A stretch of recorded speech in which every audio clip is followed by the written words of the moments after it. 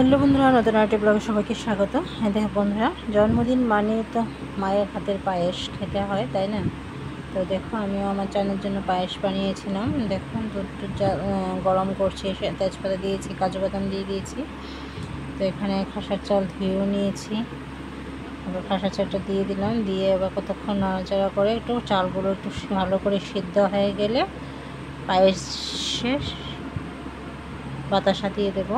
তারপর ভালো করে বাতাসাটাও সেদ্ধ হয়ে গেলে আবার নামিয়ে নেব। এই দেখো, পায়েসে বাতাসা আমি বেশি দিইনি, কারণ সুগার আছে অনেকেরই, তাই।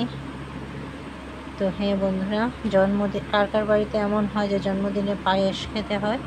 তো এই দেখো, চান জন্য আমি আমার নিজের হাতে পায়েস তৈরি করেছি। এবার চানের বাবা চানকে খাইয়ে দিচ্ছে।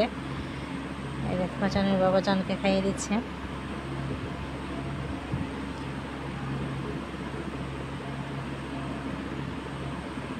তো তারপর আমিও খাইয়ে দেবো। তো বন্ধুরা, কার কার বাড়িতে এই নিয়মটা আছে অবশ্যই একটা কমেন্ট করে জানাবে নিচে।